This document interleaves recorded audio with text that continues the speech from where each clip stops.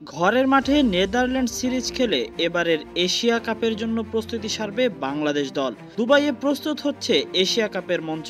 অধরা Asia cup এবার ধরা দেবে বাংলাদেশের হাতে, এ স্বপ্ন কে না দেখে। একটা ট্রফি বাংলাদেশের হয়ে আসবে, এ স্বপ্ন তো অনেক আগেরই। আগে বারংবার সবাই মুখে বলেছে, তবে বিশ্বাস কি সবার মধ্যে ছিল যে তারাই ছিনিয়ে আনবে ট্রফি? এর আগে বাংলাদেশ ভারতের বিপক্ষে ঘরের মাঠে এশিয়া কাপ হেরেছে। কোটি ক্রিকেট ভক্তের মতো ক্রিকেটারদেরও মন ভেঙেছে।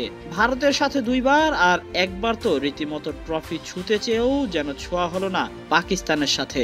এশিয়ার সেরা হওয়ার দৌড়ে 2012, 2016, 2018 যে ফাইনাল বাংলাদেশ খেলেছে, সেখানে তাদের ভাগ্যই হয়তো সহায় হয়নি।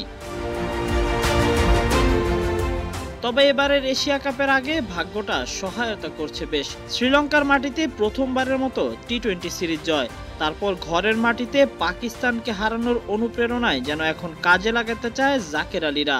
লাস্ট দুইটা সিরিজ জিতা অবশ্যই অ্যাজ এ টিম আমরা এটাকে অনেক আমাদেরকে অনেক হেল্প করবে সামনের ম্যাচগুলোতে, বলেন নেদারল্যান্ড সিরিজ বলেন এশিয়া কাপ বলেন, তো এই জিনিসটা আমরা ধরে রাখার চেষ্টা করব। বাড়তি এ অনুপ্রেরণা তাদের হয়তো এবারের এশিয়ার সেরা করবে, এ কথাও বিশ্বাস করেন তারা। আফগানিস্তান শ্রীলঙ্কাকে হারিয়ে পরের ধাপে যাবে বাংলাদেশ, তারপরই স্বপ্ন এশিয়া জয়। এ কথা শুধু জাকের নয়, বিশ্বাস করেন ড্রেসিং রুমের সবাইও।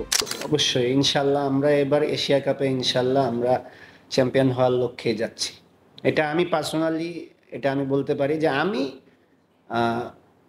চ্যাম্পিয়ন হওয়ার জন্যই যাচ্ছি। আর ইনশাল্লাহ ড্রেসিং রুমে এটা সবাই বিলিভ করে, বিশেষ করে এখন আমাদের যেরকম এনভায়রনমেন্ট আছে, সবাই যেরকম এফোর্ট দিতেছে, ইনশাল্লাহ আমরা সবাই বিশ্বাস করি আমরা এবার চ্যাম্পিয়ন হওয়ার জন্যই যাব।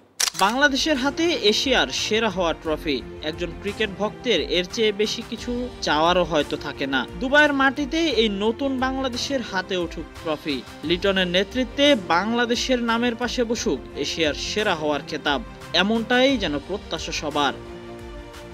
Tahsin Ahmed, C sports.